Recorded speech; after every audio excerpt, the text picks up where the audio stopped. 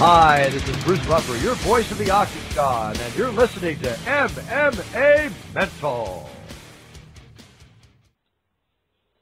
We are now joined by UFC UK heavyweight Phil DeFries, who is preparing for a fight coming up shortly with Matt Mitrione. How's things for you, Phil? Great, mate, great. I've just arrived at Alliance MMA in San Diego, and then it's been my first week training, so I'm just getting back in the rhythm of things now. Who are you training with at Alliance MMA? Here we've got Phil Davis here, Joey Beltran, Alexander Gustafsson, a lot of the good boxers from the area, and a lot of good guys who are outside the UFC as well. It's a great camp, man, and Eric's an excellent coach. Is that where you'll be doing the rest of your camp? Are you there now up to a fight week? I think we might go to Sweden to do a bit more with Alex Gustafsson and his camp in Sweden to get acclimatised. But the bulk of my camp is going to be here in San Diego now. Now, this will be your first time fighting in Sweden. Are you excited to fight in Sweden? Yeah, definitely. I mean, I like to travel. I like to go to a lot of different places. And I've heard Sweden's a beautiful place, you know. So it's been somewhere I wanted to go for a while. So it'll be great to go there. I know it's the UFC's second time going. So I did go last year to watch, and it was a fantastic event last year, and we should be there again this year. So yeah, it's got to be one of the perks. Is obviously travelling and fighting in these different countries. Yeah, it's great. Like I said, I love to travel, you know. So the more travelling I can do, the more the world I can see, the happier I am. Now, talk a little bit about your career before we will obviously build up to your fight. You were undefeated on the UK scene. Do you want to talk to us a little bit about the UK scene? It looks like most of your fights were in the northeast. What was your experience like on the UK scene? And talk us up to being approached by the UFC. Well, when I was fighting in the UK, you know, all I was a jiu-jitsu player. You know, I didn't have any wrestling, no boxing, and all I knew was jiu-jitsu. So I was just taking these guys down and submitting them with no real skill set. You know, just like quite naturally strong. I'm a good jiu-jitsu. So, but I had some good training and things, and I won a lot of fights. You know, but and then after I fought Stavros, still before I got Stavros, I said that if you win this next fight against Stavros, I might be a call up for the UFC. So when I won that fight, you know, I got approached. Yeah, I mean, obviously Stavros is a big name on the UK scene, but also before that, you faced Colin Robinson, and of course Colin Robinson had fought in the UFC previously. I think it always looks good if you beat somebody that's been in the UFC. Yeah, of course. I mean, it was a good fight with Colin. You know, he was a veteran of the sport. And it was on a fight. You know, it's very nerve-wracking fighting because it's just the UFC name. You know, when somebody says ex-UFC, current UFC, it's like kind of scary. You know, but I was with a lot of the fight. Colin, he's a great bloke. What was it? Obviously, most of your early career was spent in the northeast, which is obviously where you're from. What was it like travelling down and fighting at Southend? Was that like a big thing for you, leaving the northeast and going to Southend? Yeah, it was, man. It was the first time out at the home court, and Stav's a popular guy. You know, he had a lot of fans there, so it's difficult getting booed, but I mean, it was good. I enjoyed it. The South End was nice, and the show was good as well. But obviously, you get the call up to the UFC, and you start off at UFC 138 in Birmingham, and you faced another UK heavyweight in Rob Broughton. How did you feel going into the fight with Rob? Well, I was very nervous, you know, because Rob had been the UK #1 for years and years, and it was very, very daunting fighting him as well. But it was good. I got in there, and by then I'd started to develop my skill set a bit better. I'd learned more wrestling, and I was confident for the fight, you know. But it was another tough fight, man. And then also, towards the middle of last year, we spoke to Ollie Thompson. This was just after he'd lost his debut to Sean Jordan, and he stated, we said, who would you like to face next? He says, I don't want to be calling people out, but you know, I'd like to fight someone who's obviously upper level, and I'd like to take on Phil DeFries. And he did say he'd like to fight you, and of course, then he did get the fight. Obviously, he lost the fight to you. What was it like facing Ollie Thompson, and what was it like to get the victory? It was great. It was great to get my first finish in the UFC, and Ollie was a gentleman and a good guy as well. Yeah, I think Ollie was a good fight for me as well because I'm quite a grinder, you know, and I thought I could get him tired, and luckily I did, you know. But Ollie's a great fighter and a good champion, you know, so it was great to fight him as well. Yeah, when we spoke to him, he's a very respectful guy, respectful of people he's faced, and And he's obviously he was when he was saying he wanted to fight you, he wasn't saying it in a disrespectful way. He was, he wanted to fight up, and that's why he was saying he wanted to face yourself.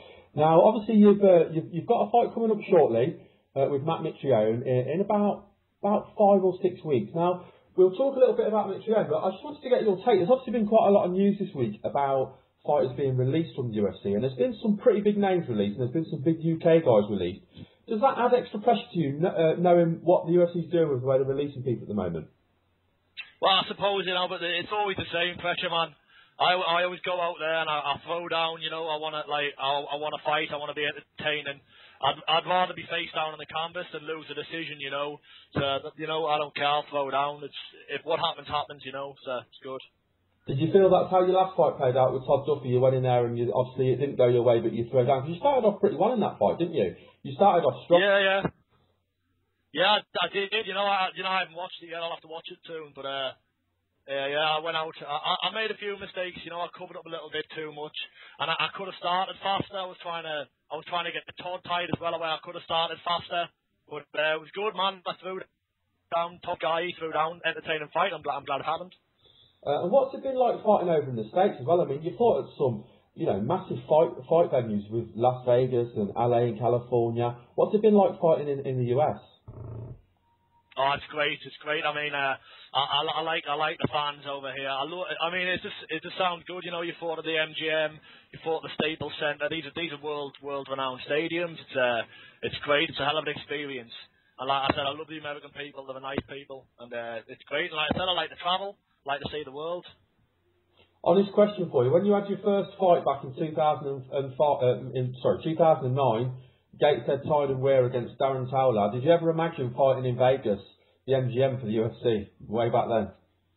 Nah, definitely not. I mean, it kind of just crept up on us. Everyone said, "Oh, look, Phil, you could make it," but I'd say that to everybody, And I just kept grinding, I thought, I'll do more wins. I was just doing it for a bit of local exposure. And like £100 in my pocket sounded like a good idea at the time. And it was good, I had no idea I would ever make it this far. Now, obviously moving on, let's talk a little bit about Matt. Obviously, Matt is a very tough guy. He's a UFC veteran. He came through the Ultimate Fighter. He's had some, big wins on his resume. What are your thoughts on facing Matt? And what do you think your strengths are to his weaknesses? Well, I think, Matt, he's got good range. He's fast. He's explosive. You've just got to stifle him. Just pressure him, If you watch Matt's fights, if you let him implicate his game on you, you're in for a very hard night. You're just going to go in there and just force your will on him, force your game plan upon him, and just stifle his rhythm, But Matt's a good fighter. I've watched him fight. He's coming off. He's lost 2 fights. So it's going to be all or nothing, for both of us. So it's going to be a great fight. I'm looking forward to it. I'm going for the finish. I always go for the finish, and I'm more aggressive than I normally am. So it should be good. Now, looking back and reflecting a little bit on your resume on the UK scene, have you got any favourite victories from fighting in the UK? I suppose my first win, was that was great. Cause I've never been like an overly confident guy. When I saw Darren across the cage, Darren's a very intimidating bloke. And I thought, what the hell am I doing in this cage with this guy?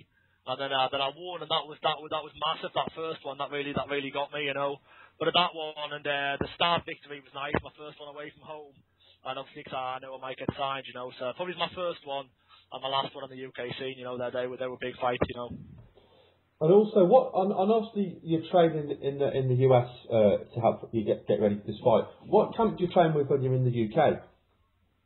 I train at a gym called Fight Pit in the northeast of England. We've got some good guys there, especially down the lower weights. The guys like Ross Peterson trains there when he's there, Cole Fletcher.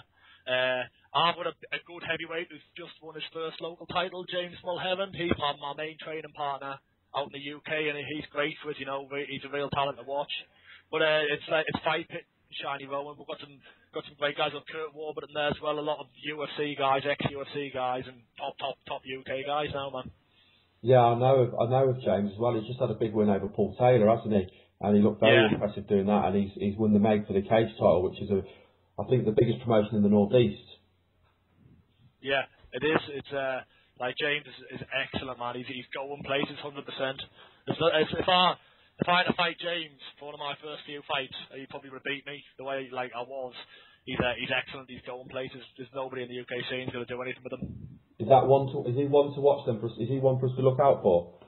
Yeah, definitely. I'll go as far to say he'll go number 2 in the UK. Number 2. We like that. Brilliant. Now, the other thing I want to ask you as well. Obviously, you obviously do your training in the US and the UK. Is there a reason why you do part of your training camp in the US? What is it the US guys offer you that maybe you don't get on the UK scene? Well, in the UK, like I said, I've got James to train with, but there's a real shortage of big guys, you know, who are quality to spar with in the area. And I can come here, I can wrestle with Phil Davis, who's the best wrestler in America at one point. I can box Alex Gustafsson, who in my opinion, he's one of the best. He's probably the best boxer I've ever boxed with, and I'd say he's got the best boxer in the UFC. And back home as well, I lack a coach. You know, I haven't got a coach to coach my full game. And over here, I've got Eric Del Ferrio, which is great. You know, it's good to have someone in charge here. Well, I want to say it's been a real pleasure to get on the show. I've been trying to get you on for quite a while, so I really appreciate you coming on and having a chat with me. Before we obviously let you go, I want to wish you luck for UFC on Fuel TV against Matt Mitrione. It's going to be a super fight, so I want to wish you luck for that. But before I do let you go, could you give you a chance to do some shout-outs, any friends, family, sponsors, and let people know about your Facebook and Twitter as well? Yeah, definitely. I'd like to first of all, I'd like to thank all my training partners and coaches back home in Sunderland, Fight Pit, Spartan Gym, my pard man Dave. It's good. All my sponsors, Fear the Fighter, Rev Gear, and Training Mask. Just all my training partners, especially James. James is a massive help to us. And just all my family and friends, and my girlfriend Caroline for letting us come away so much. You know. Well, thank you very much for being on. I'll be in Sweden, so I'll be keeping a lookout and coming up to say hello, and obviously cheering you on in the crowd. Great. I'll speak to you then, man. It'll be good.